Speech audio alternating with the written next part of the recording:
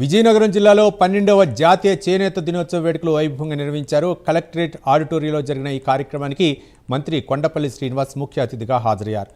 రాట్నం తిప్పి నూలు ఉడికి నేతన్నలను ఉత్సాహపరిచిన మంత్రి చేనేత కార్మికుల సంక్షేమానికి ప్రభుత్వం సంపూర్ణ అండగా నిలుస్తుందని స్పష్టం చేశారు. నేతన్న సేవలో పథకం కింద వేలాది మంది చేనేత కార్మికుల ఖాతాల్లో ఆర్థిక సహాయం జమ చేస్తున్నట్లు ప్రకటించారు.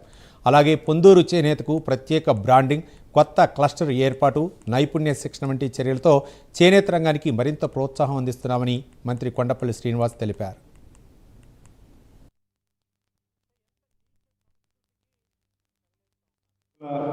ఐదులో అప్పుడు గాంధీ గారి పిలుపు మేరకు స్వదేశీ మూమెంట్ స్టార్ట్ చేద్దాం, మనందరం కూడా భారతదేశంలో ఉన్నటువంటి ఉత్పత్తిని వినియోగంలో తీసుకొద్దాం, బ్రిటిష్ వాళ్ళని ఎదిరిద్దాం అని ఇచ్చినటువంటి పిలుపు మేరకు ఎంతోమంది పరాయి దేశాల వస్తువులన్నీ కూడా పక్కన పెట్టి మనం తయారు చేసుకున్నటువంటి వస్తువులన్నీ వినియోగం చేసుకోవడం తెలిసిందే. అప్పుడు ప్రధాన బాధ్యత తీసుకున్నటువంటి వీవర్స్ అనేక మంది మనందరం కూడా ఆ మూమెంట్లో భాగస్వాములు అయ్యాం. అయితే ఆ రోజును గుర్తుపెట్టుకొని గౌరవ ప్రధానమంత్రి గారు 2015లో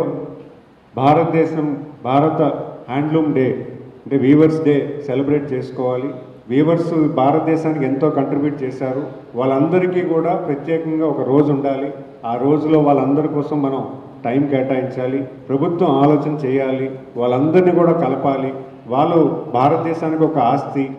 1900